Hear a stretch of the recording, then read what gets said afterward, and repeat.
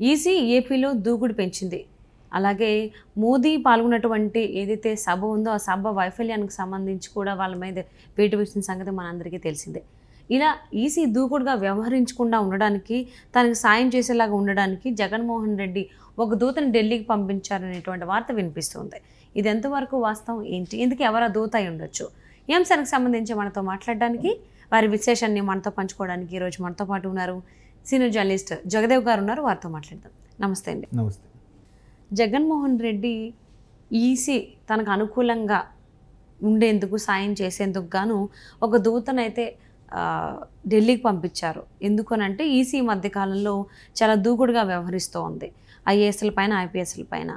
So ప్రధాని మోదీ పాల్గొన్నటువంటి సభ వైఫల్యానికి సంబంధించి చాలా సీరియస్గా యాక్షన్స్ కూడా తీసుకుంటుంది. సో దానికోసం పంపించడం జరిగింది ఢిల్లీకి దూతని. ఎవరై ఉంటారు దూత? దూత వెళ్ళి ఏం చెప్పు ఉండొచ్చు?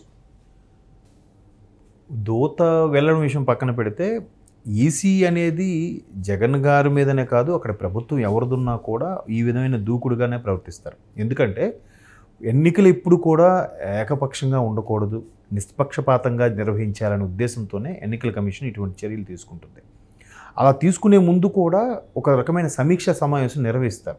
మొన్న కూడా మనకి సంక్రాంతి ముందు ఎప్పుడో విజయవాడలో సమీక్ష నిర్వహించారు. అన్ని పార్టీల అభ్యర్థుల్ని విడివిడిగా పిలిచి వాళ్ళకి కనుక్కొని, ఏంటి రాష్ట్రంలో ఎన్నికలు సజావుగా సాగుతాయని మీకు అనిపిస్తుందా, లేదా ఎక్కడైనా క్రిటికల్ ప్లేసెస్ ఉన్నాయా, లేదంటే ఎక్కడైనా సమస్యని పెంచే బాగా ఉధృతంగా ఉండే నియోజకవర్గాలు ఏమైనా ఉన్నాయా, అలాంటివి ఏమంటే మా దృష్టికి తీసుకురండి అని చెప్పి వాళ్ళు ప్రతిదీ పేరు పేరున అడిగి నోట్ చేసుకోవడం. అంటే ఎక్కువగా ప్రభుత్వం మీద ఉండే దీనికి సంబంధించి ఫిర్యాదులు వెళ్ళాయి.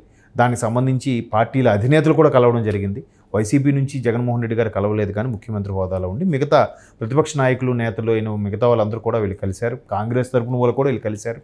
బాబు గారు కలిశారు, పవన్ కళ్యాణ్ వీళ్ళు కూడా వెళ్ళి వాళ్ళు గతంలో చంద్రబాబు గారు ముఖ్యమంత్రిగా ఉన్నప్పుడు ఎటువంటి హర్డిల్స్ ఫేస్ చేశారు, ఏంటి, ఎక్కడ ఏ సమస్య వచ్చింది, దాన్ని ఎలాగా అప్పుడు ఈసీ ఎటువంటి నిర్ణయం తీసుకుంది, అప్పుడు ప్రభుత్వ పరంగా బై ఎలక్షన్స్ వచ్చినప్పుడు ప్రభుత్వంలో ఉన్న ముఖ్యమంత్రిగా పనిచేస్తున్నప్పుడు నేను ఎటువంటి నిర్ణయాలు తీసుకున్నాను అనే అంశం మీద కూడా అన్ని రకాలుగా ఎక్స్ప్లెయిన్ చేశారు. అయితే ప్రభుత్వ అధికారులు ఏదైతే ఉన్నారో, ఎస్పెషల్లీ సివిల్ సర్వెంట్స్ అంటే ఐఏఎస్, ఐపీఎస్, వాళ్ళు ఐఆర్ఎస్ అని కాకుండా ఐఏఎస్లు అంటే ఐఆర్ఎస్ అనేలాగా అయిపోయింది ఇప్పుడు పరిస్థితి అని కూడా మనం పేపర్లో కూడా చూసాం.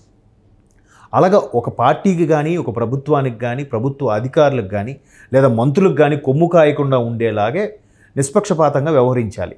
అలా కాకుండా ఏకపక్షంగా ఉంటే క్లియర్గా అర్థమైపోతుంది. ఇప్పుడు మరీ సరే ఏం చూద్దామమ్మా, ఏదో నిర్ణయం తీసుకుందాం అంటే చెప్పొచ్చు, మరీ క్లియర్గా నీదే తప్పు, నువ్వు వెళ్ళిపో అని అంటే ఎలా ఉంటుంది? వాళ్ళు క్లియర్గా అర్థమైపోతుంది కదా. సో అట్లాగా ఎవరెవరైతే వ్యవహరించారో వాళ్ళందరి మీద కూడా చెక్ పెట్టమని, వేటు వేయమని చాలా వరకు ఫిర్యాదులు వెళ్ళి, అలా వెళ్తున్నప్పుడు కాకపోయినా ఖచ్చితంగా ఆ ప్రదేశాల్లో ఉండే వ్యక్తుల్ని మార్చేస్తారు. జంబ్లింగ్ విధానం అనుకోవచ్చు, షఫుల్ అనుకోవచ్చు, ఇక్కడ మార్చేయడం, డెప్యుటేషన్ మీద వేరే ప్రాంతాలకు వేయడం, లేదంటే వేరే ప్రాంతంలో పనిచేస్తున్న సిన్సియర్గా స్ట్రిక్ట్గా వాళ్ళకి కొంచెం నేమ్ ఉంటుంది కదా కొంతమంది ఆఫీసర్స్కి, సో పలానా వ్యక్తి స్ట్రిక్ట్గా చేశారు అని చెప్పి అలాంటి వాళ్ళని వేయడం. ఇప్పుడు జేడీ లక్ష్మీనారాయణ గారు అంత ఫెమిలియర్ అవ్వడం కారణం ఏంటి? ఆయనకి ఎన్ని తలనొప్పులు వచ్చినా, ఎన్ని ఒత్తిడులు వచ్చినా కూడా తలగోకుండా నిష్పక్షపాతంగా ఆయన ఇన్వెస్టిగేషన్స్ చేశారు కాబట్టి అప్పట్లో జగన్మోహన్ రెడ్డి గారి మీద ఒక రకమైన క్రేజ్ వచ్చేస్తుంది ఆయనకి. జేడీ గారు అంటే నిజాయితీకి మారు పేరురా అన్నట్టుగా. ఇప్పుడు ఆయన పదవి విరమణ చేశారు, ఇప్పుడు మనకు అనవసరం. సో అట్లాగా నిజాయితీగా, నిఖాస్గా ఉండే ఆఫీసర్స్ కూడా తీసుకొచ్చి అపాయింట్ చేస్తారు. అపాయింట్ చేసినప్పుడు వీళ్ళకి కూడా ఏమైనా ఆర్డర్స్ ఇస్తారు, మీరు ఖచ్చితంగా ఎటువంటి మీరు విధులు దుర్వినియోగం చేసే అవకాశం మీకు ఉండకూడదు, మీరు ఎవరికి కూడా, మీరు ఎంతకుముందు ఇక్కడ ఐజీగా చేశాను కదా, ఎస్పీగా చేశాను కదా అని చెప్పి అక్కడ స్థానికంగా ఉండే వాళ్ళకి మీరు ఫోన్లు చేసి బెదిరింపులు గట్రా చేసినా, ఏ విధమైన కంప్లైంట్లు వచ్చినా మీ మీద సీరియస్ యాక్షన్ తీసుకోబడుతుందని చెప్తుంది. ఎన్నికల కమిషన్కి ఎన్ని రకాల పవర్స్ ఉన్నాయంటే మనం చెప్పలేం. అసలు టిఎన్ శేషన్ అనే వ్యక్తి ఎన్నికల కమిషనర్గా అయిన తర్వాత భారతదేశానికి ఎన్నికల అధికారికి ఇన్ని రకాల ప్రధాన అధికారికి ఇంత రేంజ్లో పవర్స్ ఉంటాయని మనకు చాలామందికి తెలియదు.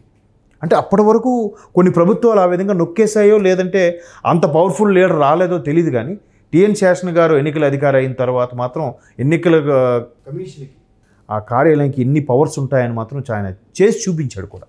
సో అప్పటి నుంచి కూడా చాలామంది తెలుసుకుని, లేదు మనం కూడా ఒక టిఎన్ శేషన్ గారి లాగా అవ్వాలనుకునే వాళ్ళు చాలామంది ఉన్నారు. సో వాళ్ళు ఆర్డర్స్ పాస్ చేయకపోయినా కొన్ని చర్యలు తీసుకుంటారు. దట్టు కంప్లైంట్లు వెళ్తే ఇంకా సమస్య లేదు.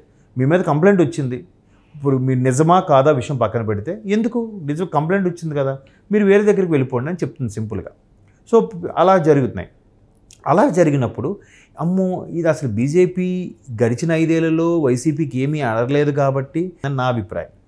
సో అందుకు బీజేపీ కొమ్ము కాయడం వల్లే వైసీపీ ఇన్ని రోజులుగా వాళ్ళ ఆటలు సాగాయి, ఇకపై సాగవు అనుకునే నేపథ్యంలో పవన్ కళ్యాణ్ గారు, చంద్రబాబు గారు ఒకరోజు గ్యాప్లో వెళ్ళి అమిత్ షా గారిని కలవడం, అదే సమయంలో ముఖ్యమంత్రి జగన్మోహన్ రెడ్డి గారు కూడా మోదీ గారితో అపాయింట్మెంట్ కోరడం, మోదీ గారికి అపాయింట్మెంట్ ఇస్తే అక్కడ గంటన్నర అపాయింట్మెంట్ కాస్త 20 నిమిషాల్లో క్లోజ్ చేసి బయటకు వచ్చేసారట.